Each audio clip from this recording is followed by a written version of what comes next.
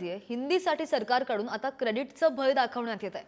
पहिलीपासून 5वी पर्यंत तिसरी भाषा शिकवली गेली नाही तर विद्यार्थ्यांचे क्रेडिट्स राष्ट्रीय पातळीवर अपुरे पडतील आणि विद्यार्थी भविष्यामध्ये स्पर्धेत मागे राहतील अशी भीती दाखवण्यात येते।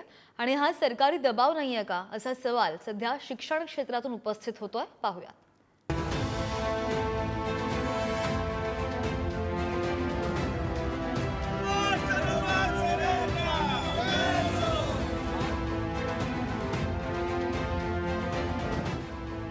हिंदीच्या मुद्द्यावर राज्यात चांगलंच रण पेटलंय।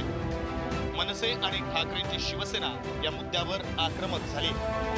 नव्या राष्ट्रीय शैक्षणिक धोरणानुसार पहिलीपासून त्रिभाषा सूत्र अंमलात आलंय। यात हिंदीला आणि तिसऱ्या भाषेला जोरदार विरोध करण्यात येतोय। दुसरीकडे सरकारकडून हिंदी अथवा तिसऱ्या भाषेची सक्ती लादण्यासाठी क्रेडिट योजनेचा धाक दाखवण्यात येतोय। राज्यात विद्यार्थ्यांना तिसरी भाषा शिकणं फायदेशीर। मुलांनी 3 भाषा शिकल्या नाही तर शैक्षणिक भवितव्यावर परिणामाची भीती। इतर माध्यमात विद्यार्थी 3 भाषा शिकतायत। मराठी माध्यमातील मुलं केवळ 2 भाषा शिकतायत। अकॅडमिक बँक ऑफ क्रेडिट धोरण लवकरच लागू होणार। शैक्षणिक टप्प्यात बालवाडी ते पदवी क्रेडिट संकलित होणार। उच्च शिक्षण आणि नोकऱ्यांमध्ये भविष्यात हे क्रेडिट्स महत्त्वाचे ठरणार। हिंदी अथवा तिसऱ्या भाषेला नकार दिल्यास मुलं राष्ट्रीय शैक्षणिक स्पर्धेत मागे पडतील। भविष्याचा विचार करता राज्यातील विद्यार्थ्यांना 3 भाषा शिकणं आवश्यक असल्याचं सरकारकडून आणि शिक्षण विभागाकडून सांगण्यात येत आहे। गेल्या अनेक वर्षांच्या पासून स्वीकारलेलं आहे।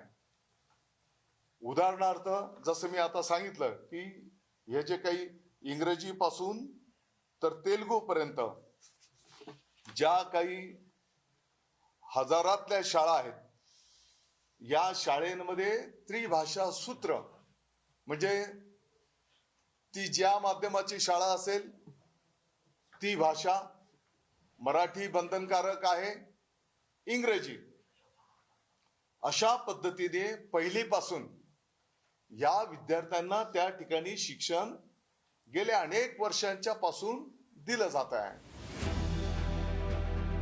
तर दुसरीकडे या योजनेच्या नावाखाली हिंदी भाषेचा गुप्त अजेंडा राबवला जात असल्याचा आरोप विरोधक आणि मराठी भाषा समर्थकांकडून होतोय। भविष्यातील विद्यार्थी स्पर्धेत मागे पडतील असं सांगून पालकांवर दबाव निर्माण केला जात असल्याचं अनेकांचं म्हणणं आहे।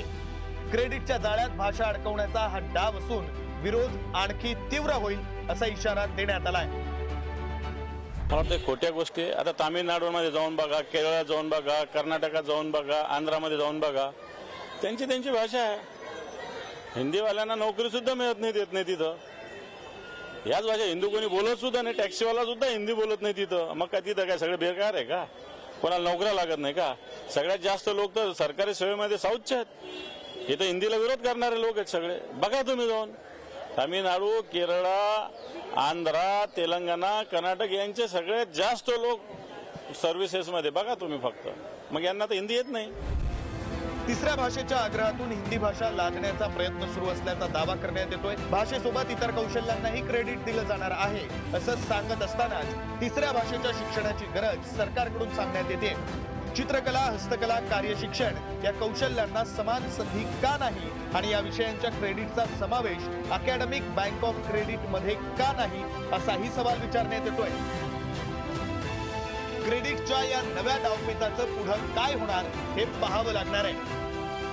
ब्युरो रिपोर्ट, पुढारी न्यूज, मुंबई।